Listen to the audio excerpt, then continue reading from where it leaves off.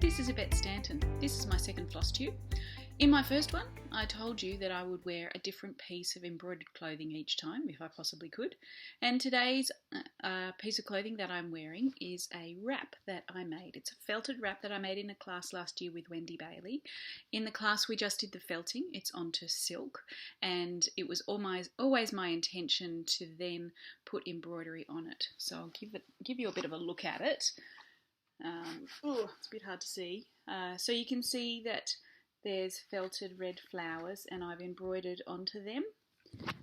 Each of the leaves have also got some embroidery down the centre of the leaves, but I haven't finished it yet, and I don't really care because it means, the way it is, it doesn't matter if it's all finished or not. I can wear it anyway. So that's my piece of embroidered clothing for the day. I love it. The embroidery that I'm going to show you today comes from my book, Mountmellick Embroidery Inspired by Nature, which I wrote with my sister, Prue Scott. Prue is an embroidery designer as well, but she's also a botanical artist. So the drawings of the plants that you will find in this book are botanically correct. We did the book together. We will never write another book together again. It wasn't the best experience for both of us. We are better as sisters than as co-authors. Probably that's where I'll stop. Okay, so the embroidery that I'm going to show you today is the Blackberry Table Runner.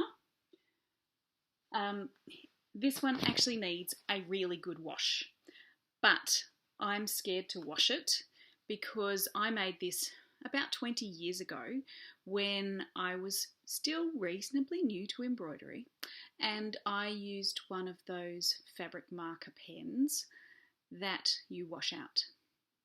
I never ever use them anymore, and the reason why I'm scared to wash it is because I don't know what effect that will have had on the fabric over 20 years, and if I wash it, will it fall apart? So at this stage it's just getting yellower and yellower, and it's got some marks on it, and I don't really know what to do about it. I'm a bit scared. It should, because it's on heavy cotton satin jean, it should be able to be washed just fine, so that it comes back to white again. You can boil them, and that's traditionally what they did. When I was in Mountmellick, I saw a beautiful bedspread which had gone quite grey. They steeped it in a bath for a few days in cold water, and then they boiled it back to white again, and it came back to pristine white. And that's the advantage of using fully cotton fabric, because it can hold up to that just fine. So Mountmellick Embroidery comes from the town of Mountmellick in Ireland, and it features, it's always white work. It features this knitted fringe around the edge, that's traditional, and it's always done in white matte cotton on white cotton satin jean. The fabric is a heavy weight to take the weight of the heavy stitching that's on it. This is embroidery that is big and bold. It is not dainty, and it was never meant to be. So the thread that they used was about a 4-ply knitting cotton. Now if you think about how thick that is, that's quite thick.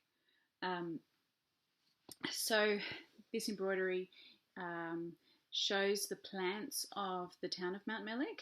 So this one uses blackberries, but they had other plants as well that they had in the town, such as dog roses. There were daisies, there were forget-me-nots, and then there were a few specific flowers and plants that they liked to use, which actually would have only ever been grown in hothouses. Things like passion flower and lilies, but they were favourite motifs that they liked to use. So you can see that there are many different types of stitches used in this embroidery. Well, it looks like many, but actually it's not that many. So some of the nicest pieces only have a few different stitches on them, such as bullions and buttonhole stitch, feather stitch, French knots, stem stitch. So they're pretty much run-of-the-mill sorts of stitches, except there are a few that are known to be specific to Mountmellick Embroidery, and they are Mountmellick stitch, which is a really strange stitch.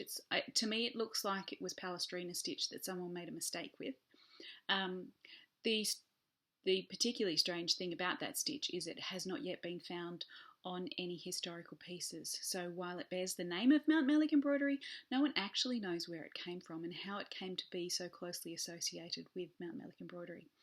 So that because of that, I don't feel any great need to include it on the pieces, because of the fact that it really wasn't traditional, and I don't like the look of it very much. I think it's just a bit weird. Another one of the stitches that is said to be unique to Mountmellick Embroidery is Mountmellick Thorn stitch, which is basically a feather stitch with a French knot worked into the centre of it. I don't tend to use it a lot either. And then the one that I do use a lot is cable Plat stitch. It's very much like braid stitch, but yeah, apparently it's unique to Mountmellick Embroidery. I dispute that, but it's a gorgeous stitch. It's quite it's not a difficult stitch to learn. If you've got good step-by-step instructions or good instruction from your teacher, then it's just complicated, but it's not difficult. There are just a lot of steps that you need to remember to do, and once you have figured that out, it's just beautiful. So I've got it on here. I don't know if you're going to be able to see this very well. No, I'm not going to be able to. Let me see. Okay, so it is this stitch here that I have used for the stems, the main stems. It's sometimes called, I don't know if that's very sharp for you, it's sometimes called figure of 8 stitch, and that's because the stitches all joined together look like little figures of 8. When you do them singly, which you don't do them singly, but like you never have one sitting by itself, you always join it on together, but when you've just done one, it looks like a little pretzel. And it's just a gorgeous stitch. So if you've never tried it before, I do suggest finding a copy of that book or a copy of my left-handed or right-handed stitch dictionaries, the left-handed embroiderer's companion and the right-handed embroiderer's companion, and there are instructions for those stitches, for that stitch in each of those dictionaries. So yeah, if you've never tried it before, do give it a go. But when you do it, make sure you do it just with a thick thread, and don't do it too wide. So there is another book out there on the market which shows it being worked quite wide, and by that I mean say about 1/4 inch wide or 6 millimeters.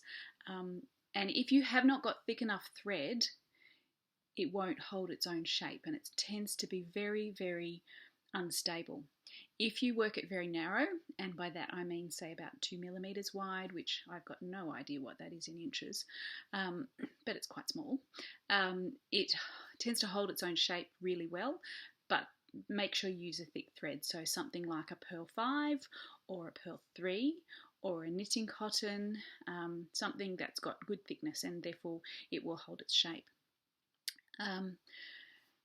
So what I'd like to do is I'd like to actually stop filming with me and go close over the motifs of this runner so that you can actually see them up straight and see them up close, and so that I can talk about the stitches that have been used on it.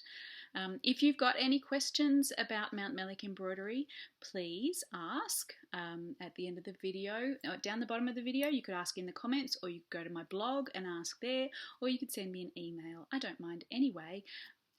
I just like to talk about Mountmellick Embroidery because it's fun.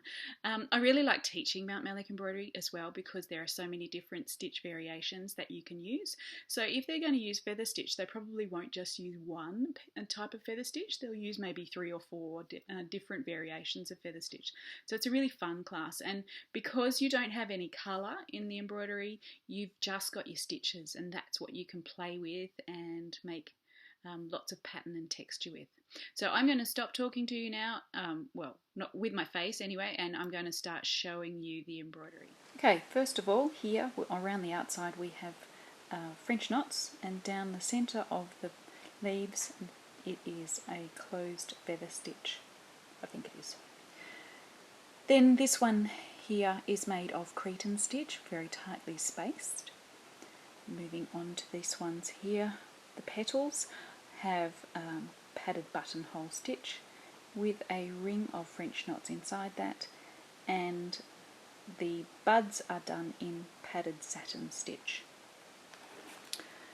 Over to here, the outside of these leaves are worked in a padded single French knot, worked side by side.